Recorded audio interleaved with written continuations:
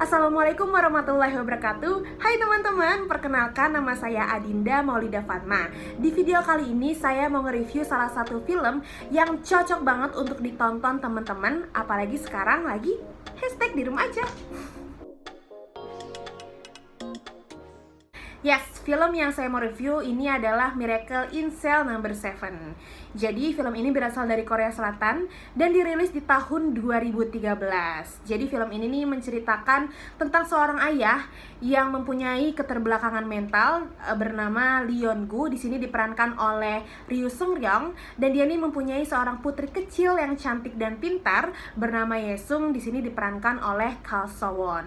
Jadi di sini nih meskipun Yesung mengetahui kondisi ayahnya yang mempunyai keterbelakangan mental, tetapi dia nggak pernah malu dan selalu ngebantu ayahnya, bahkan dalam hal-hal yang sulit, misal kayak tagihan listrik, bahkan sampai bayaran sekolah.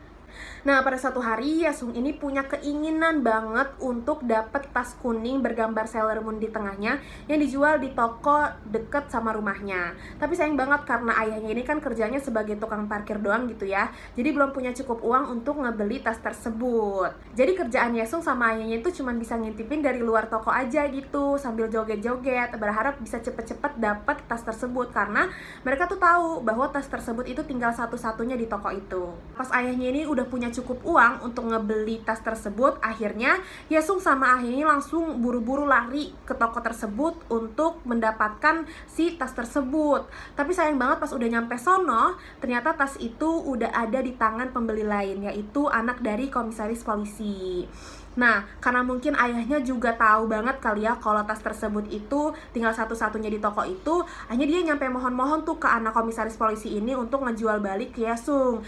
Tapi mungkin karena anak komisaris polisi ini suka banget kali ya sama tasnya, jadi dia nggak mau untuk ngejualnya. Selang beberapa hari setelahnya, si anak komisaris polisi ini pergi nemuin si ayahnya Yesung karena mau ngasih tahu bahwa ada toko lain yang ngejual tas yang sama.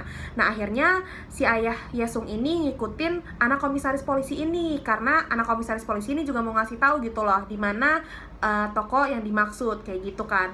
Tapi di tengah-tengah jalan si anak komisaris polisi ini ternyata nggak sengaja kepeleset genangan air es yang akhirnya dia jatuh, terus kepalanya ini kena benturan bebatuan, akhirnya mengakibatkan anak tersebut meninggal. Nah, karena kejadian ini ayah Yesung ini dituduh sebagai tersangka dari pelecehan seksual, penculikan, dan juga pembunuhan terhadap anak komisaris polisi ini. Padahal ayahnya Yesung ini sebenarnya nggak ngelakuin apapun sama sekali. Nah, karena hal ini akhirnya Yesung dan ayahnya ini harus berpisah. Yesung dikirim ke panti asuhan dan ayahnya ini dikirim ke sel penjara nomor 7 yang dimana dikenal sebagai sel yang memiliki tingkat keamanan yang tinggi. Lalu gimana tuh nasib Yesung dan juga ayahnya di film ini? Sisanya bisa ditonton sendiri ya. Pokoknya buat teman-teman yang suka banget sama film sedih tapi mau masih ada lucu-lucunya gitu, ini cocok banget untuk ditonton karena film ini meskipun bergenre melodrama, tapi tuh masih ada sisipan-sisipan komedi di dalamnya. Dan ini nih saking sedihnya filmnya ini nih sampai dijuluki sebagai film tersedih sepanjang masa. Karena pemainnya dan juga ceritanya ini nih bikin penontonnya tuh terhanyut terus ke dalam film tersebut. Dan film ini nih yang paling penting adalah menginspirasi banyak orang karena dari film ini nih mengajarkan kita juga untuk menghargai orang-orang yang ada di sekeliling kita dan juga mengajarkan kita betapa besarnya pengorbanan seorang ayah untuk anaknya, rela berkorban, rela mati untuk anaknya, dan juga anaknya yang juga selalu sayang sama ayahnya meskipun memiliki segala kekurangan fisik di dalamnya.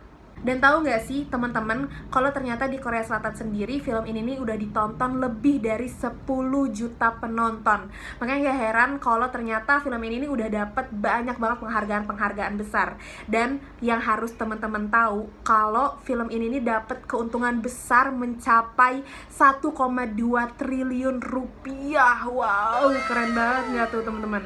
Dan yang paling menarik nih teman-teman, tahu nggak sih, film ini akan diadaptasi ke versi Indonesia. Wow, disutradarai oleh Hanung Bramantyo dan juga diperankan oleh banyak banget aktor dan aktris yang lagi naik daun sekarang, kayak Vino Bastian, Tora Sudiro, Mawar De Jong, sampai Brian Domani ini ikut memerankan peran-peran yang ada di film ini. Makanya film ini nih lagi naik daun banget, lagi banyak banget perhatian oleh masyarakat.